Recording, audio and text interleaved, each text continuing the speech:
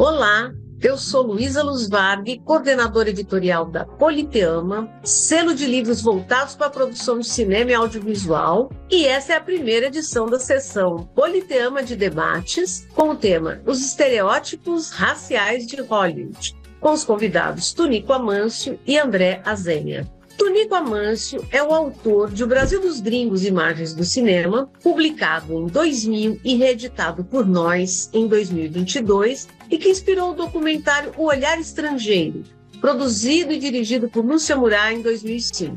Este ano, os dois reeditam a parceria com seu novo filme O Mensageiro. André Azénia é o autor de Batman, a série animada, uma revolução dos heróis na TV, e do artigo Batman Chega ao Cinema, Estereótipo e Xenofobia no Morcego, presente na coleção Temas, no volume 1, Afrofuturismo, Xenofobia e Feminismos, além de ser organizador do Santos Film Festival. A nossa roda de conversa vai abordar 3 módulos: O Brasil dos Gringos no cinema, Batman e a vilanização dos asiáticos e, por fim, Hollywood e o Oscar 2023. E agora, então, vamos ao debate.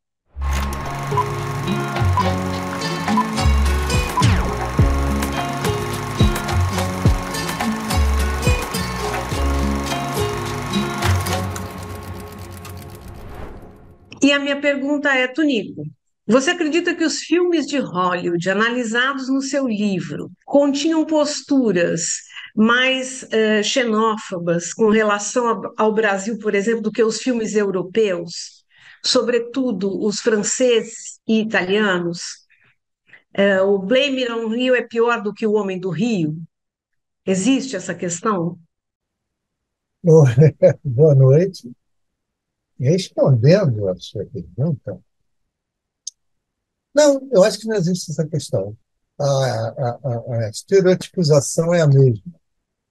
Porque esse é um processo histórico de construção de algumas imagens, tanto para a Europa quanto para os Estados Unidos.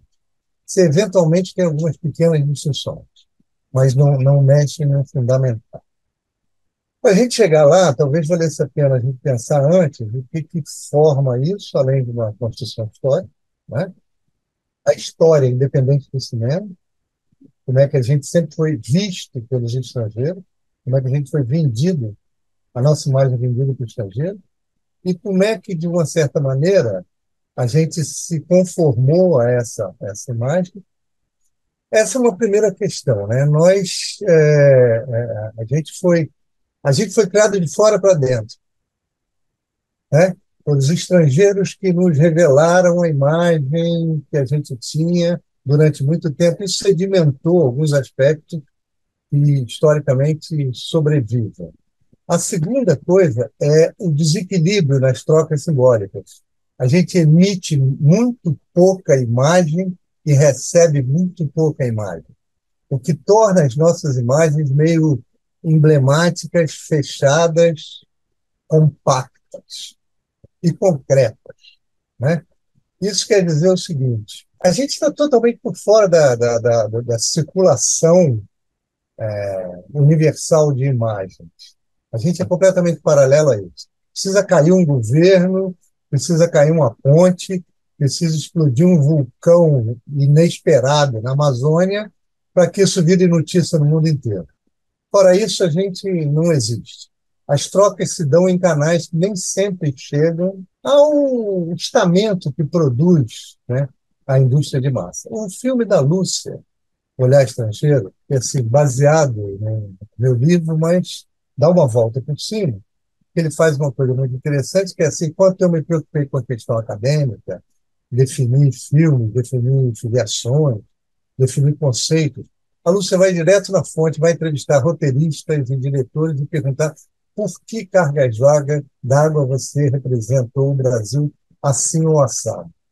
E a resposta é muito simples. Eu achei interessante, eu achei que todo mundo falava português lá, todo mundo falava espanhol.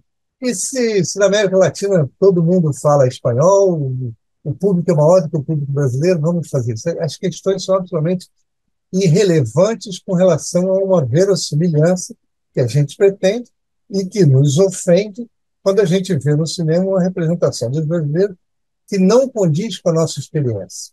Isso é fundamental para a gente entender como é que se dá isso.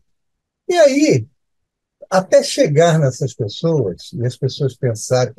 Eu preciso fazer um parêntese fundamental. Eu trabalho com filme comercial, industrial. Eu não trabalho com filme, nem com filme autoral, né, nem com documentário.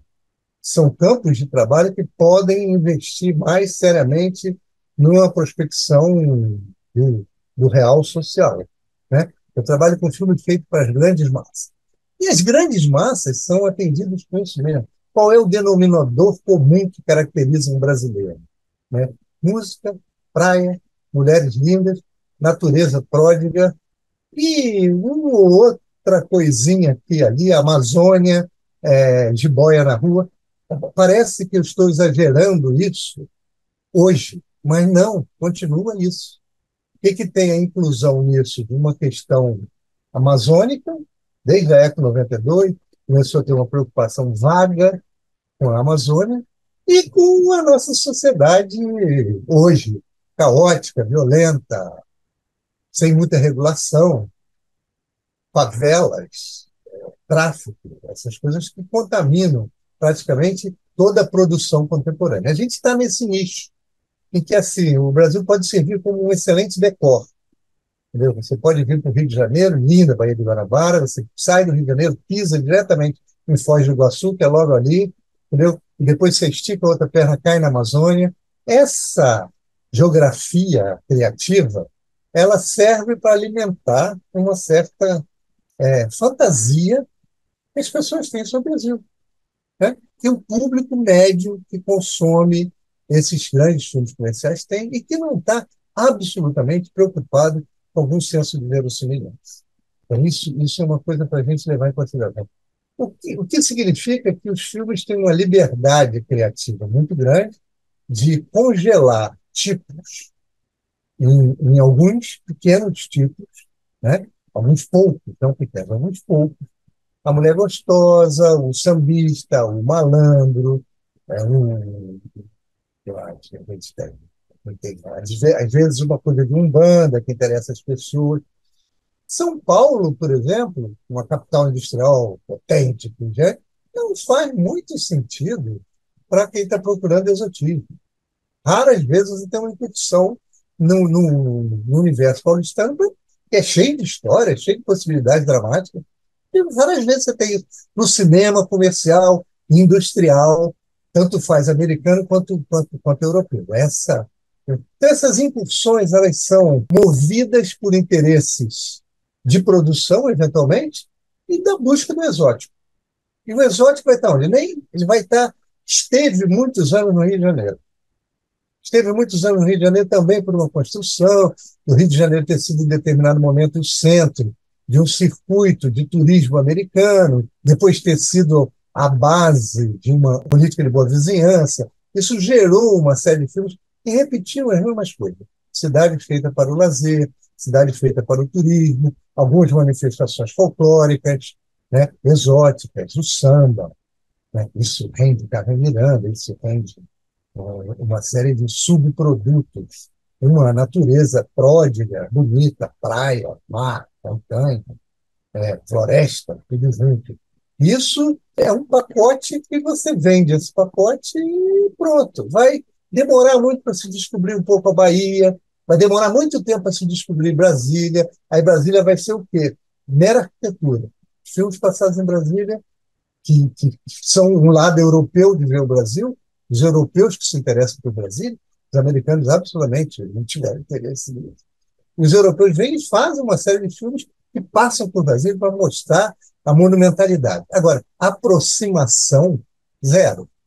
Personagens estereotipados, personagens tipo, que servem a uma trama onde o protagonismo é dos estrangeiros. Raríssimas exceções. E raríssimas exceções vão estar muito mais ligadas a um cinema de cunho autoral, cinema documentário, que eu vou tirar totalmente dessa conversa, porque é outro movimento. Né? Estou falando um cinema que bota o Brasil nas telas do mundo inteiro, vendendo o Brasil como um país exótico, distante, bonito, quente. cheio de gente afável, cheio de uma mistura racial que nem é tocada, mas que é pano de fundo e que é interessante. Olha como é interessante.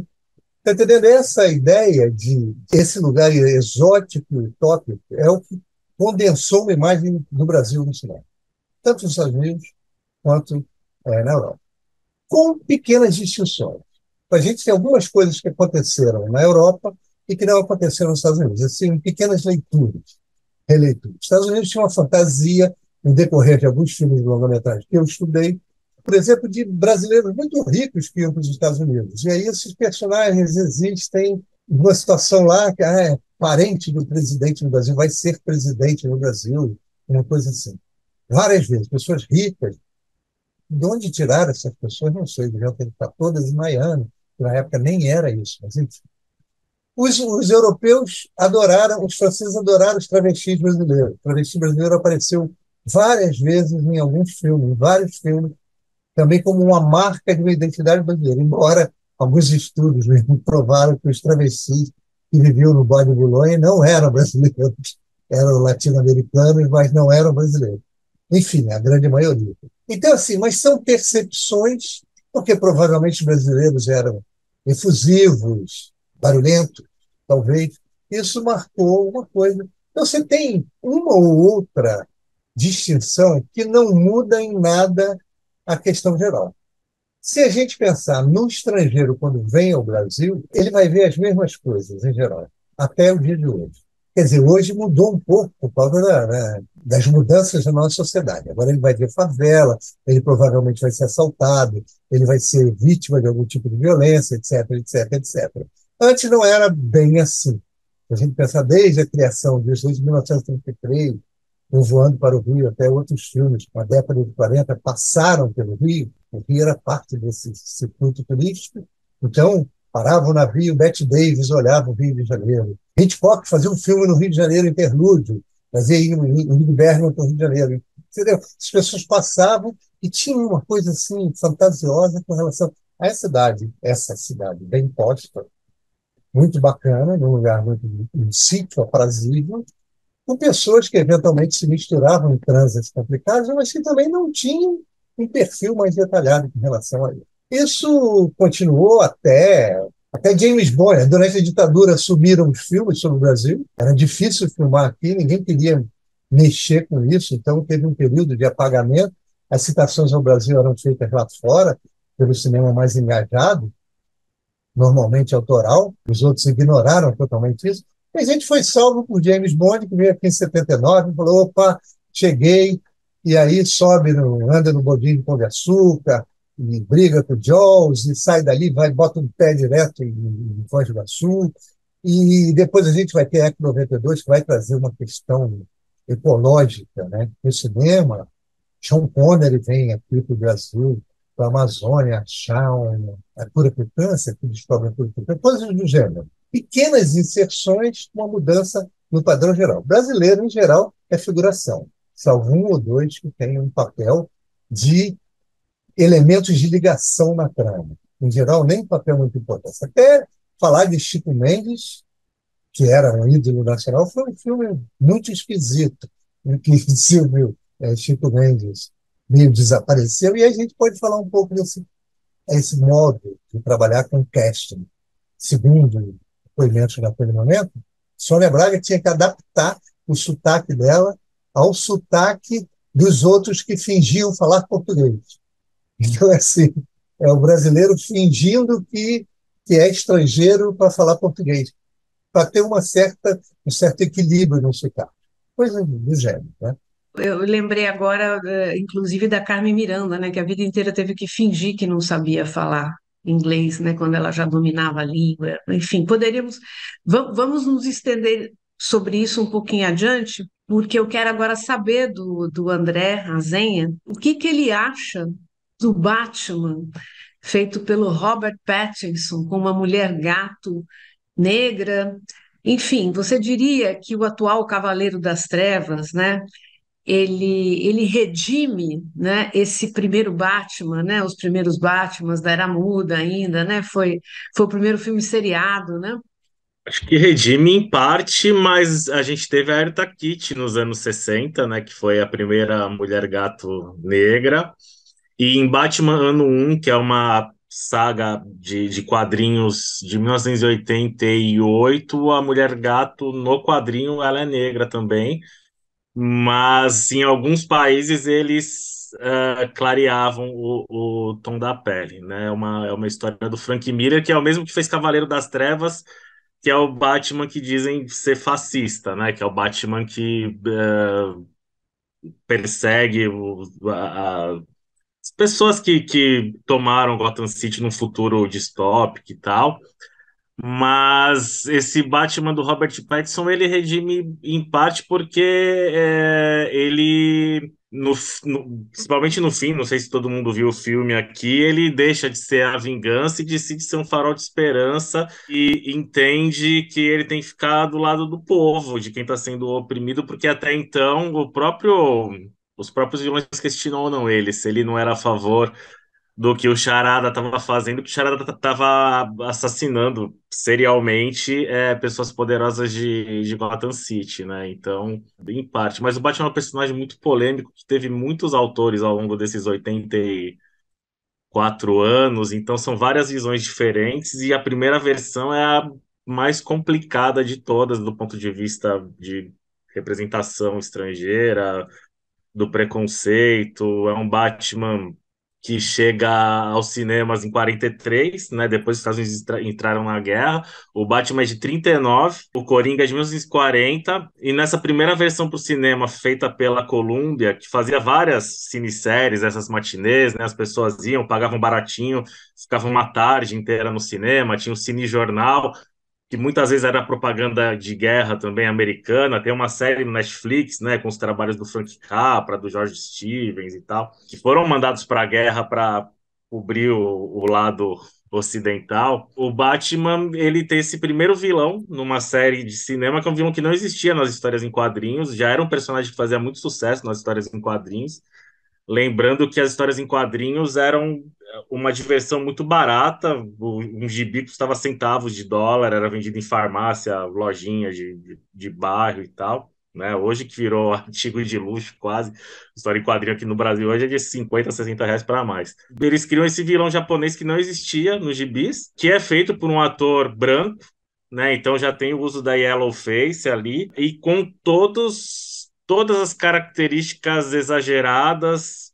Os Estados Unidos tinham entrado na guerra, já havia essa propaganda de guerra nos quadrinhos e em animações, como por exemplo o Superman dos Irmãos Fleischer, que é a primeira versão do Superman para cinema, numa cinesérie de 17 episódios, também muito à frente da época, até sofisticada, do ponto de vista orçamentário, com muitos alternância de ângulo de câmera, personagens em cena que as animações não tinham até então, né, para esse tipo de produção. Eram vários curtas-metragens, e a partir do episódio 9 o Superman enfrenta vilões japoneses também super caricatos e tal. E no Batman é o J. Carrol Naish que faz o o Dr. Tito Daka, que é um cara que tem um covil num subterrâneo, num parque de diversões, e na cinesérie chamada Casa dos Horrores Japoneses, assim, tá? A pessoa entra num barquinho, vai indo, tipo aqueles brinquedos do Play Center, num túnel na água, e chega nessa base subterrânea, entra, se depara com um Buda gigante, né? Como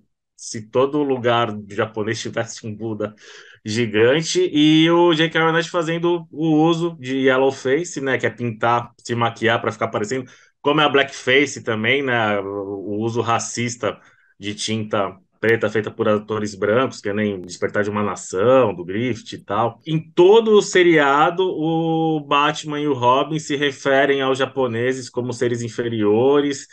Esse vilão ele quer criar um equipamento que vai dominar a mente das pessoas, e ele se reporta diretamente ao imperador. Só que não é um preconceito que começa nessa cinesérie, já é um preconceito que existe desde antes. O perigo amarelo é um termo cunhado no século XIX, é muito reforçado isso, né? Então, assim, é bem complicada essa representação do estrangeiro. É uma série feita com pouco orçamento e totalmente problemática do ponto de vista narrativo e que não muda muito até os anos 60, com o Batman do Adam West, quando é feito um longa-metragem para o cinema chamado Batman, o Homem-Morcego. Foi um filme feito para divulgar o seriado no exterior. Seria o episódio piloto, eles não tiveram tempo, fizeram depois de 32 episódios esse longa-metragem com mais orçamento e tal, e aí nesse longa-metragem, o Coringa, a Mulher-Gato, o Charada e o Pinguim se reúnem para transformar em pó os representantes do que seria a ONU, a Organização, né, a Organização das Nações Unidas, que não é chamada assim no filme, eles dão outro nome lá. E aí vai ter também um japonês, vai ter um russo, um alemão, um francês, aí tem um inglês, um americano e todos que não sejam americanos também feitos com maquiagem excessiva, de maneira totalmente caricata nos gestos, nas falas. As histórias em quadrinhos indo para o cinema vão continuar com isso durante muito tempo, assim. Eu me refiro muito ao Batman porque é o objeto de pesquisa inicial da minha tese, mas veremos isso depois em filmes da Marvel e da própria DC recentemente também. O próprio Batman do Christopher Nolan, que eu adoro do ponto de vista da aventura e tal. A Liga das Sombras, que é uma liga, como diz nas sombras mesmo, manipulando o mundo, derrubando governos e tal. Eles estão no Himalaia, numa casa lá no alto da montanha, na neve.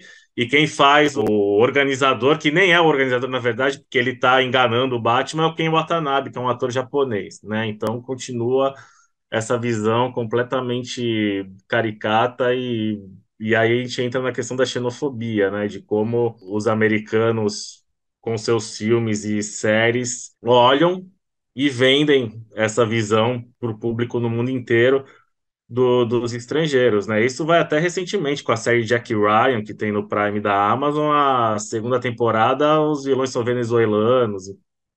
Continua, né? Não tem fim. André, realmente, os super-heróis, mas não são só os super-heróis, né? É, mas aí vamos a uma pergunta. O Oscar de 2023, né, com o Tudo ao Mesmo Tempo Agora, né, premiando artistas chineses, foi considerado assim o Oscar da diversidade, né? Já faz alguns anos que Hollywood busca, né, com suas premiações, indicar em categorias principais os estrangeiros, né?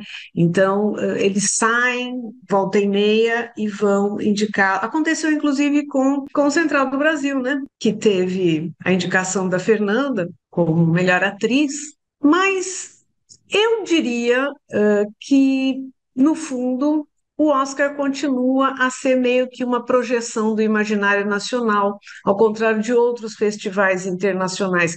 Eu tenho essa sensação, gostaria de ouvir de vocês como vocês veem essa questão, porque a personagem da Michelle, ela dentro do filme é um imigrante, é alguém que, de uma certa forma, está pedindo legitimidade dentro do American Way of Life. Eu tenho muito essa sensação quando eu penso no filme, independentemente de se o roteiro era merecido, se não era, não quero. Estamos aqui tentando nos limitar ao tema que a gente está se propondo a discutir. Então, gostaria de ouvir do Tunico, do André, qual é a percepção que vocês tiveram dessa premiação sob esse aspecto?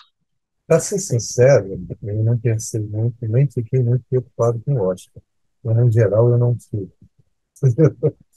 Mas eu acho que você tem razão nisso. Eu acho que. E o Oscar, para mim, sempre foi isso. Mais do que uma jogada artística, é uma jogada comercial.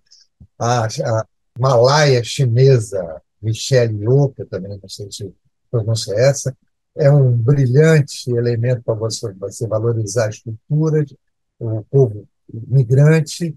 Eu acho que isso é muito importante. A música, que ganhou a música indiana, o cinema indiano, que é uma potência absolutamente desligada de Hollywood, e de repente ganha a melhor música, que, convenhamos, não é um padrão para Hollywood julgar tudo. Primeiro é preciso que todo mundo que vota tenha visto o filme, o que eu acho estranho. O primeiro filme lá, Tudo em Todo Lugar, eu acho que é até possível porque fez um barulho em torno dele. Agora, o RRR, acho que pouca gente viu. Então, eu acho que não só pela votação das pessoas, tem um desejo de ampliar as margens da indústria americana, certo? Assim, mesmo que não seja direto, ele é uma maneira de você abrir um olhar para esses públicos e para esses modos de fazer filmes que esses públicos esperam. Esse filme, depois disso, pode ter tido, eu não sei, mas pode ter tido uma boa circulação na China por causa disso, de valorizar. O Oscar é uma marca grande de sucesso, de qualidade, que nem sempre corresponde à realidade, principalmente para quem estuda cinema, quem lida mais com isso. Nem sempre são os melhores filmes, mas são, teoricamente, os filmes que foram vistos pela grande maioria dos votantes. E eu acho que também os eleitores não devem ter tido essa preocupação de vamos votar para, mas é uma coincidência de que esses filmes estejam sendo premiados nessa circunstância. Eu acho que, eventualmente, tinha filmes melhores, mas é uma circunstância. O Oscar é sempre uma jogada meio imprevisível, que ela mistura bastante de comércio, com bastante de uma votação que a gente não sabe muito bem como é que ela é feita, mas não me surpreende que esse filme tenha sido os dois, na verdade. Eu estou falando dos dois, da música e do mesmo tempo, tudo em todo lugar. Isso não me surpreende que tenha acontecido. Eu acho que é também, por outro lado, uma tentativa de expansão e de incorporar no cinema americano essas cinematografias que pipocam com vitalidade. Eu acho que isso também conta bastante na hora de movimentar, na dinâmica da indústria. Eu acho que, para mim, isso é fundamental. Perfeito, Tonico. Eu acho nem lembro se eu dei boa noite para todo mundo, mas para a Ivonete, eu vi que tem um pessoal aí, a Laura, o Vladimir, né, o Carlos, o Yuri, que está aí nos bastidores. O Oscar não fez isso, a academia, por ser boazinha, né? A gente teve 2 anos de Oscar So White, que nenhum ator ou atriz negra tinham sido indicados. Aí tinha uma presidente que não é mais a presidente da academia, ela abriu para que a academia recebesse novos integrantes de várias partes do mundo com o intuito de dar maior diversidade e essa diversidade refletir no resultado das indicações, porque na época eram 6 mil e poucos votantes, desses 6 mil, grande parte já nem trabalhava mais na indústria, né? Tinha uma visão conservadora de um cinema da Era de Ouro, lá, enfim, antes da nova Hollywood até, mas paradoxalmente, nesse mesmo período que teve o Oscar So White, foi também o período que 3 anos seguidos diretores mexicanos ganharam durante o governo Trump, né? Que foi uma coisa. O Iñárritu, que ganhou 2 vezes seguidas, 2 anos seguidos por Birdman e o Regresso, e o Alfonso Cuarón tinha vencido direção por Gravidade. Aí a academia fez todo esse movimento, novas pessoas entraram, a Laís Bodansky do Brasil entrou, teve acho que a Ana Mulher, Rodrigo Santoro, pessoas de várias partes do mundo, e acho que refletiu, o principal impacto foi a vitória do Parasita, né, que é um filme que não é falado em inglês e ganhou melhor filme. Eu acho que era natural, assim, todo em todo lugar ao mesmo tempo tava ganhando tudo que é prêmio, só que o Oscar hoje, a indústria hollywoodiana como um todo depende muito da China, né? Esses blockbusters que chegam, tu querem estar para estrear The Flash, Homem-Aranha no Aranha-Verso agora. Eu fico por dentro dos blockbusters porque eu também trabalho com cinema aqui, aí fica a expectativa porque é o que salva a bilheteria no fim das contas, né? Se esses filmes não estreiam na China, os estúdios já começam a chorar, porque a meta atingiu US$ 1 bilhão, né?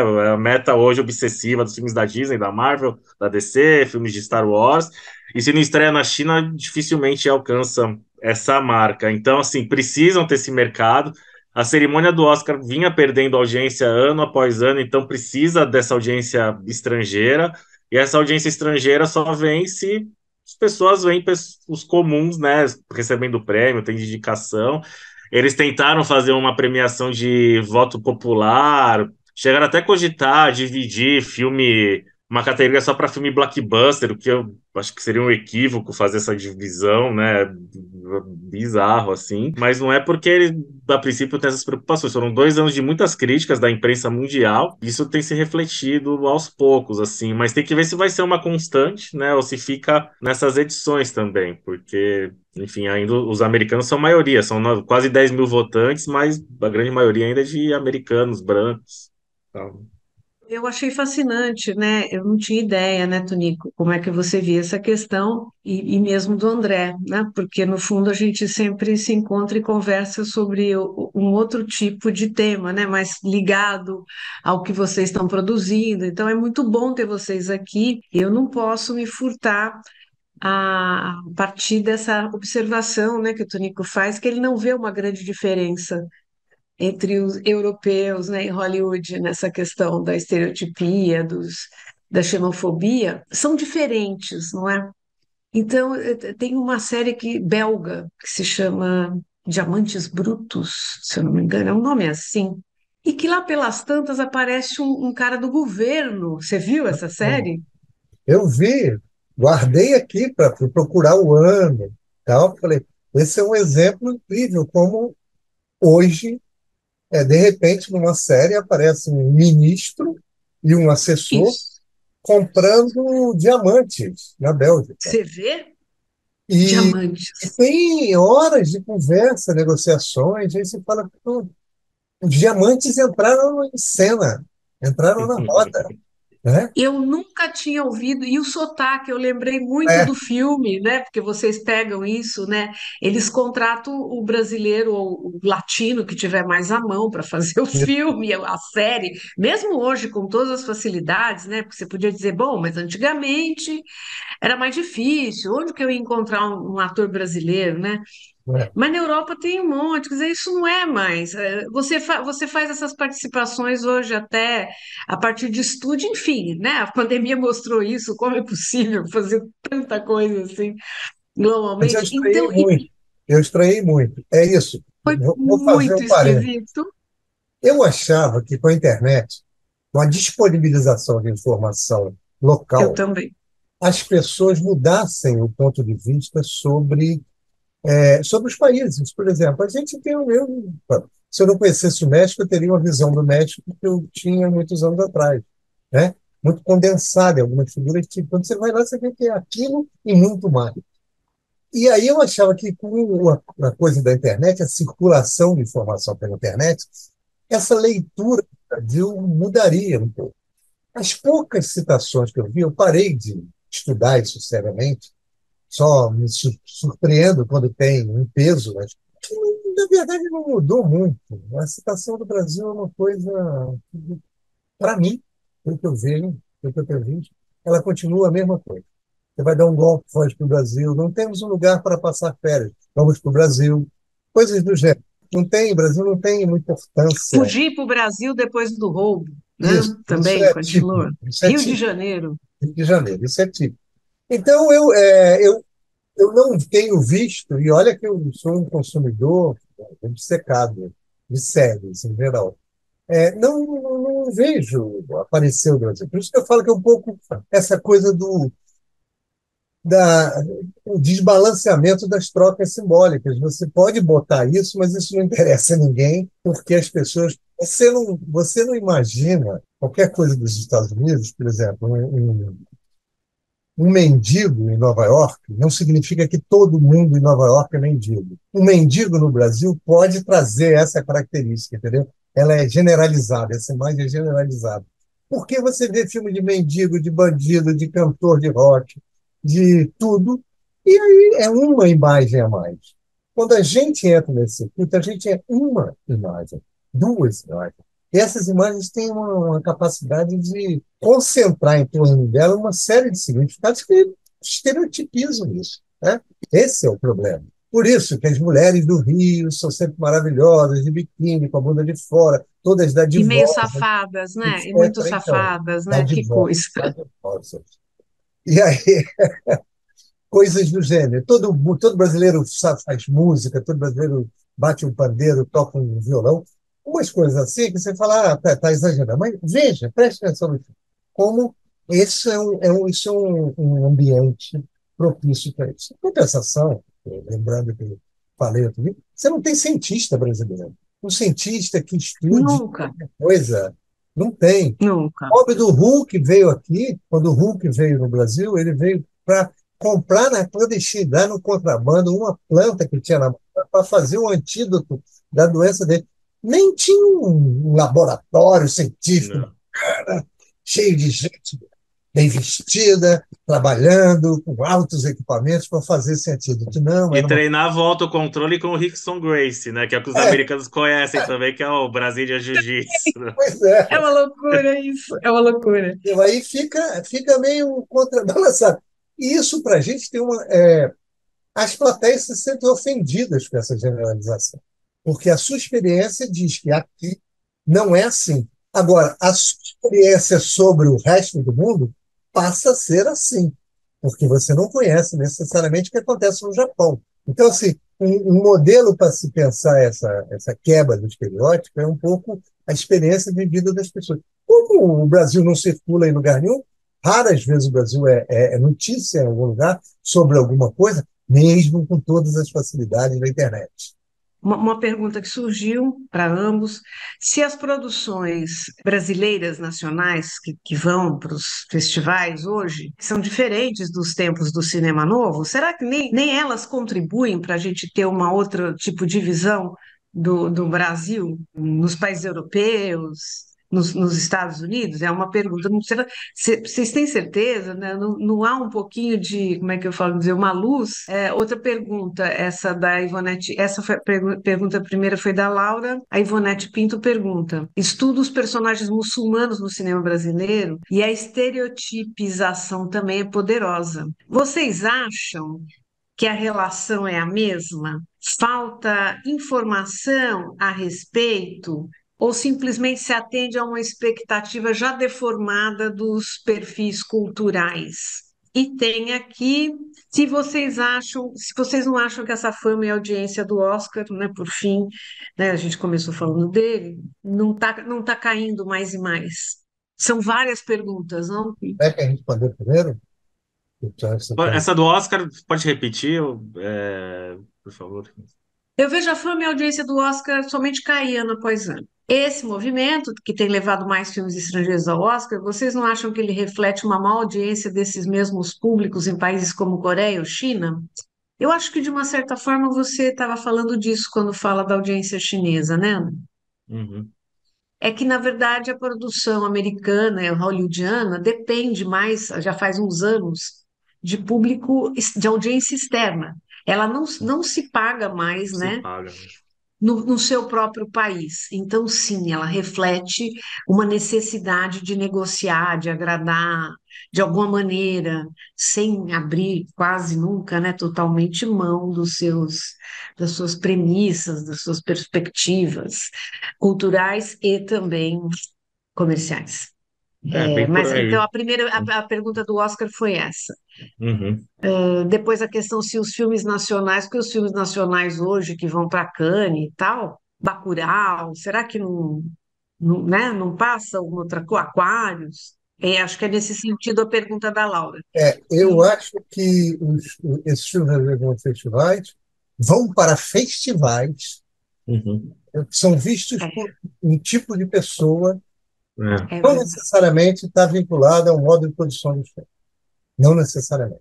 Então, e segundo, os filmes que são aceitos lá fora também seguem uma certa linha de raciocínio, filmes intimistas, filmes de dois personagens dentro de casa, em geral, não entra. Tem que ter tiro, tem que ter favela, tem que ter é, uma série de coisas, independente do mérito do filme, eu não estou levando isso. Estou dizendo, se espera do filme brasileiro um certo exotismo, ainda hoje, e eu acredito firmemente nisso, na escolha e seleção dos filmes. Então, também esses filmes têm uma circulação pequena. Se a gente pensar hoje, quais foram os grandes filmes que circularam lá fora? Tropa de Elite, um filme que circulou bastante, Cidade de mudou, Deus. Cidade de Deus, são filmes que mudaram a percepção Depois vieram os filmes em seguida que tratavam de criança em favela, não me lembro o nome, mas teve alguma coisa assim. Eventualmente, sim. Mas eu acho que não é pelo cinema que se dá informação sobre a realidade brasileira. Esse é o problema. Não é o cinema que informa as pessoas sobre a realidade brasileira. É a televisão, são as redes sociais. Isso, se não tiver material ali alimentando, não adianta. A segunda questão é sobre os muçulmanos. Eu acho que é isso mesmo. Por exemplo, eu já pensei nos judeus. Porque o Brasil tem uma comunidade judaica muito forte. Por que ela não está nos filmes? Não é objeto de movimento dramático dentro dos filmes. Não é dentro da televisão. Eventualmente até tem, mas não são marcas da nossa cultura. A gente fala, nós somos uma cultura diversificada. Diversificada, mas que se restringe na representação aos modelos já consagrados. Hum. Eu acho O que Vicente Amorim ainda tentou fazer filmes retratando a comunidade japonesa aqui, né? No Corações Sujos, e esse último que ele fez isso. pro Netflix, direto, que é um filme de ação, né? Que é coprodução Brasil-Japão também. Mas são casos bem isolados, assim, né? E aí tem a outra coisa que eu acho que seriam as coproduções. As coproduções necessariamente, geralmente, não necessariamente, exigem algum dedo do outro país coprodutor na trama. A Argentina é muito tranquilo. A gente vê isso. Tem sempre um ator argentino que vem, alguém que vai para a Argentina. Você tem sempre um intercâmbio da Argentina com a Espanha, né, que é a grande produtora, coprodutora da Argentina. Tem sempre alguém que vai para a Espanha, ou uma família que veio à Espanha. Isso também Na maioria ajudaria das vezes é o Ricardo Darín, né? a maioria das vezes, Ricardo Ari. Mas, entendeu? Isso seria uma maneira de você incorporar elementos culturais de outros países dentro da sua trama. Nem sempre acontece. Eu acho que as tramas ficam bastante limitadas por não dar espaço, inclusive, para essa diversidade. Não só isso, como a outros aspectos da nossa diversidade, que a gente ainda vai chegar lá em algum momento dessa conversa. Até para chamar a atenção e falar, olha, a gente tem uma pluralidade de representações de elementos culturais aqui que pode ser melhor aproveitada, né? Com rendimentos que podem ser incríveis. É, de tudo, de regiões, paisagens. Ontem eu terminei uma série que se passa basicamente no Alasca com a Hilary Swank, que é sobre um jornal local, é sobre jornalismo a série. E só que aqui é difícil a gente falar porque a gente não tem indústria consolidada, né? E quando tá crescendo, vem um governo que nesse último aí que destruiu tudo. A Coreia do Sul, a gente qualquer serviço de streaming que você entra hoje, pode ser o Prime, Netflix, qualquer um tem dezenas de séries e filmes retratando a Coreia, que é um país pequenininho do ponto de vista do tamanho, em diferentes realidades, assim, né? E aqui a gente não consegue fazer dentro direito e nem exportar, né? Porque fica nos festivais, poucos filmes conseguem para circuito comercial fora, né? O Menino e o Mundo entrou em circuito na França, lá teve mais público na França do que aqui no Brasil. Mas essa questão da imigração é muito interessante, né? A Ivonete colocou você agora, Tonico. Eu acho interessante. Eu fui criada numa região de imigração japonesa forte no interior de São Paulo. E o que acontece é que eu acho que há imigrações que foram diferentes, né? A do japonês tem aquela característica que aparece até no Corações Sujos. Eles foram meio que despachados para cá pelo governo, não é? Com a promessa de que um dia voltariam. Muito diferente do caso dos italianos. E eles tinham mesmo, eles não se abriam, né? Tinha essa coisa, a escola, eu frequentei a escola dos meus colegas tentando aprender japonês, certo? Eram comunidades fechadas, que não viam o Brasil como um berço, né? Além do que os primeiros colonos que vieram, né? Eram pessoas muito simples. Mas tem uma coisa muito interessante nessa colônia que eu acho interessante demais. E talvez seja até mais forte do que a judaica, que eu nunca fiz uma análise sobre isso para poder falar sobre a judaica.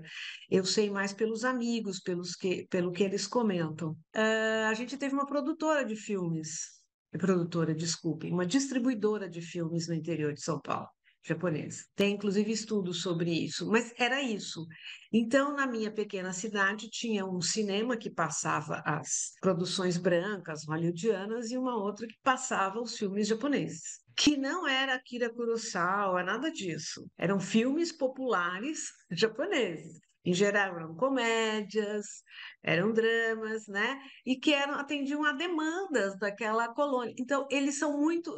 Essa migração que veio para cá e os japoneses são muito ligados na questão do cinema. E a gente tem alguns filmes, inclusive japoneses, que tratam dessa questão, né? Daquele cinema mais popular. Eles tiveram uma produção, coisa que, de fato, pensando bem, né? Enquanto indústria, realmente a gente não passou pelo mesmo processo. Era interessante e tinha, inclusive, a figura do contador, que a Olga Futema aborda num curta que ela faz, do explicador. né? Alguém que explica antes de começar a sessão como que vai ser, o que que vai falar o filme e tal, que provavelmente é uma tradição que vem lá do teatro, enfim. E esses imigrantes iam em massa, né, nessas sessões. Era para eles, era uma encomenda. Eu nunca vi isso. Quer dizer, você tem a mostra de cinema judaico, mas eu nunca vi isso desse jeito. Não sei por quê, não, como acabei de dizer, não tem um estudo sobre isso. Aqui me parece que chegou mais uma pergunta. O filme Pantera Negra, Wakanda, pode abrir uma porta para o cinema negro do mundo em Hollywood? Ou vai ser apenas mais um recorte nessa cota racial utilizada para atingir um mercado de cinema, né, que está agora em voga, né? Uma extensão do que você falou da China, né, André? É cota, ainda é cota. Assim, por mais que seja fundamental, porque uma criança que está em qualquer lugar do mundo, uma criança negra e consiga se ver na tela, isso é importantíssimo. Assim como foi o filme da Mulher Maravilha para as meninas, né, poderem ver É, uma heroína e tal, mas ainda é cota. Vai deixar de ser cota quando a gente vê mais produções. Que nem tá entrando agora a Pequena Sereia e é uma atriz negra, a Halle Bailey, não é a Halle Berry, Halle Bailey, que é uma jovem cantora e tal, mas que teve uma reação agressiva na internet de incels, de fascistada, de, né, essa galera pegando muito pesado assim e que teve que ser criada uma rede protetora em torno da garota, que é o primeiro grande trabalho assim de projeção no cinema que ela vai fazer e então ainda existe essa que foi representar para esses presidentes recentes, o Trump, o Bolsonaro, né, que insuflaram ainda mais das pessoas se sentirem à vontade de massacrar atores que não sejam brancos, homens, héteros, nas grandes produções. Mas até que esse tipo de protagonismo seja mais frequente, né? Não fique. Teve a Mulher Rei lá com a Viola Davis, agora essa. Por enquanto, é a cota para os estúdios também não serem cancelados, né? Por outro Porque. lado, André, eu acho que, como no Brasil, está tendo uma reivindicação grande, uma movimentação grande, essa representação negra. Uhum, É a mesma coisa no Brasil. A gente agora começa a despontar gerações de cineastas, uhum, homens e mulheres negros, que estão fazendo filmes sobre comunidades negras, brancas, sobre uhum. cor. Isso começa a mobilizar todos os exemplos. Ao mesmo tempo que o racismo continua imperando, você tem brigas muito grandes e ruidosas contra o racismo. O que no meio termo você aparece com a figura de valorizar a figura do negro. Tem o exemplo do jogador aí, Vinícius Júnior, que Vinícius está Júnior. fazendo um escândalo danado por causa disso. Assim, isso estava consolidado, foi preciso alguém gritar e isso virou uma grita. No Brasil a gente tem isso. Eu acho que assim, um movimento grande, uma de reivindicação para dar um protagonismo para personagens negros e tramas pensadas por negros. Isso provavelmente se expande por todo lugar. E provavelmente toque Hollywood para fazer mais exemplos desses. Eu não sei se isso é uma moda, espero que não seja, mas que seja uma incorporação de fato de uma demanda das pessoas por um pouco do seu imaginário cultural ser atendido com figuras de uma presença negra, de tramas negras, etc. Eu acho que isso é uma coisa muito urgente, né? Ela está com urgência na sociedade e fatalmente vai aparecer com urgência no cinema. O que está dado, entendeu? Você xingar o cara na arquibancada do jogo já está dado. Quebrar isso é que é o movimento, né? Denunciar isso e quebrar isso, punir, fazer acontecer. A mesma coisa eu acho que é com a questão do protagonismo negro no cinema. É denunciar, gritar, queremos e tal. E os filmes vão começar a aparecer, fatalmente. Como eu acho que no Brasil, timidamente, começa a aparecer uma geração de cineastas negros reivindicando sua voz e sua visibilidade pública. Eu diria que sim, que de alguma maneira isso já acontece no Brasil, viu, Tonico? Eu estava me lembrando, enquanto vocês falavam, sobre o vazante. Eu me lembro de dois movimentos que eu achei muito interessantes que aconteceram no Festival de Brasília, né? Daniela Thomas lançou o Vazante. Eu cheguei atrasada, eu não peguei essa discussão, mas sei que foi bem violenta, bem intensa. Independente também de concordar, não concordar, eles se sentiam à vontade para se expressar ali, né? O Festival de Brasília sempre polemizou bastante, sempre foi um espaço aberto a esse tipo de polêmica. Também tem a estrutura, né, do festival. Imagina isso há, sei lá, 5, 10 anos. Né? A Chiquinha Gonzaga foi interpretada na Globo pela Regina Duarte. Foi ali, não faz tanto tempo assim, né? Então, eu acho que sim. Por um outro lado, nesse mesmo festival aconteceu uma coisa interessante. Um filme chamado Nó do Diabo, que é de uma produtora da Paraíba, que trabalha com o horror, fez um filme em que a questão da escravidão, da negritude é abordada. E aí os críticos tal começaram a dirigir perguntas para ele e falou assim: escuta, mas o filme de vocês não é um filme de horror, o filme de vocês é um filme de crítica social. Eles falaram, mas a gente não vê, entendeu, um problema entre ser um filme de horror, porque ele continua a ser um filme de horror. E nós adoramos filmes de horror. E ponto, que é também uma outra maneira de lidar com isso. Sim, o filme aponta conflitos sociais, raciais no Brasil desde sempre. Ele começa lá atrás, no Brasil colônia, né? Na verdade, ele começa pelo presente e vai para o passado, para mostrar isso que a gente está falando aqui. Bom, mas as coisas continuam, né? Coisa incrível, né? Os problemas estão aí ainda. Mas eles falaram, não, tudo bem, nosso filme pode falar sobre, né, a maioria negra, falando sobre a questão do negro, do conflito racial, mas é um filme de horror, não é um filme de crítica social. E o Vladimir, que tinha feito a pergunta anterior, falou sobre o vazante aqui, que ele levantou uma questão séria na época e depois teve debate no programa do Bial com a diretora Daniela Thomas, se colocando, é verdade, eu havia me esquecido. Bom comentário esse. Houve toda essa questão dentro do filme da Daniela. Gostaria de saber se mais alguém, se vocês têm perguntas um para o outro. Eu sei que o André tem um tempo apertado, nós passamos um pouquinho do horário, mas tudo bem. Eu preciso estar em sala de aula daqui uns 10 minutos. Pois é. Legal. Mas eu vou deixar uma pergunta para o Tonico. Queria saber dele a questão do Disney, quando apresenta o Zé Carioca, e aí tem aquele encontro com o Pato Donald. Isso também não reforçou o estereótipo e tal do brasileiro. Depois a Disney até cria o Zé Carioca e tem um quadrinho que é o Zé Carioca, tem o Zé Mineiro, o Zé Gaúcho e o Sim. Zé Paulista também, mas sempre reforçando os estereótipos e tal, né? Enfim. É, no cinema, esse ainda é o momento de criação dos estereótipos. E o que o Zé Carioca é o malandro típico carioca. E isso marca, de uma certa maneira, uma certa posição. Não são os filmes de ficção do Walt Disney que mais me chocam. São os documentários que a turma dele fez quando esteve aqui preparando, fazendo a pesquisa para fazer o longa. Então, eu acho que tem isso. O que o filme tem? Filme absolutamente pictórico, um personagem absolutamente malandro que fica dando uma volta com ele, mas me parece que eles estão mais ou menos em pé de igualdade, a ponto de criar um tipo, ainda está criando um tipo. Eu acho que ele ainda não. Ele reflete o Walt Disney viu por aqui, mas acho que ainda está criando um tipo. Nunca vi por esse lado, mas posso passar a ver, pesquisar como é que o Zé Carioca é pensado naquele momento.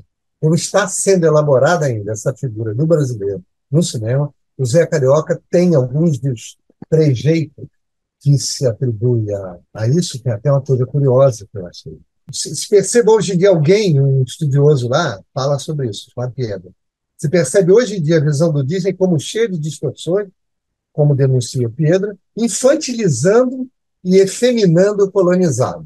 Eu nunca concordei muito com essa ideia de efeminando o colonizado, que no caso seria o Zé Carioca, porque não me passou pela cabeça que isso fosse uma marca distintiva dele. Está numa malandragem escorregadia, digamos, que o crítico aqui faça ele estar efeminando o personagem. Eu não acredito que seja isso. Eu acho que infantilizar tudo bem, porque na verdade trata-se de animais, é a mesma coisa que anos depois vai em Rio, vai se fazer com o Blue, que é outro pássaro brasileiro, mas não acredito nisso. Eu acho que ali está simplesmente ainda em formação esse estereótipo do carioca por excelência. Cara malandro, cara esperto, cachaceiro, músico, esse tipo de coisa. Mas posso rever, André. Eu ia falar do Rio, porque o Rio é dirigido por um brasileiro, né? Que é o Carlos Carlos Saldanha. Saldanha, e estereotipa um pouco também É, o próprio brasileiro. pois é.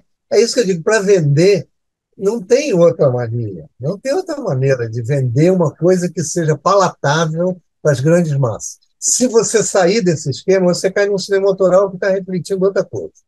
Para trabalhar nessa média do cinema comercial, é quase obrigatório que você se limite a reproduzir um padrão que as pessoas identifiquem e fique naquilo. Você acrescenta pouca coisa, mas não mexe no essencial que foi criado durante anos e que se reproduz de todas as formas. Quando a Embratur vai fazer uma feira lá fora, vai usar palmeira, coqueiro, mulher de biquíni, vai usar a mesma coisa, entendeu? Isso a gente reproduz também. É uma coisa bastante complicada. Eu gostaria de saber se tem mais alguma pergunta, se alguém quer fazer uma pergunta e abrir o microfone, que nós estamos finalizando aqui. E para quem não está e gostou do papo, a gente vai estar aqui de novo no dia 21 de junho, uma quarta-feira, mesmo horário. Muito obrigada, André. Muito obrigada, Tonico. Foi um prazer imenso ter vocês aqui com a gente. Nada, imagina. Obrigado a você. Prazer, André. Prazer, Tonico. E se eu puder só fazer um convite, Luísa, para o Santos Film Fest, deixar aqui já de 20 a 28 de junho, a abertura no Cine Rocks, que é um cinema de rua com 89 anos de existência, no mesmo endereço aqui em Santos. Vamos homenagear o Paulo Miklos e a Tamires Ohana, que é uma atriz cubatense aqui da região, que está fazendo hoje Globo, Netflix. O festival se estende até 28 de junho em várias partes aqui da cidade, é tudo gratuito, tem mostra competitiva, mostras retrospectivas, enfim. E o tema desse ano é Levanta, Sacode a Poeira e Dá a Volta por Cima, inspirado no Noite Ilustrada, porque o Beelzebub já foi, né? Só tá a sombra dele aí por aí agora, e de reconstrução do país, da cultura, do cinema e tal. Então, quem puder vir a Santos, serão super bem recebidos, assim. Beleza. Boa sorte. Obrigado. E Tonico, quando é que sai o filme do forno? Falando nisso, já que estamos na parte dos... Não, o filme está pronto, a Lúcia está começando a correr os festivais. No segundo semestre, O Mensageiro em todas as telas. Maravilha. Em todas as telas. Gente, obrigada. Nada. Obrigado. Você. Beijo grande, boa noite. Obrigada pela sua audiência. Se gostou do conteúdo e puder ajudar, se inscreva em nosso canal e compartilhe com amigas e amigos. Em breve teremos novas edições da Sessão Politeama e mais vídeos publicados por aqui. Até lá!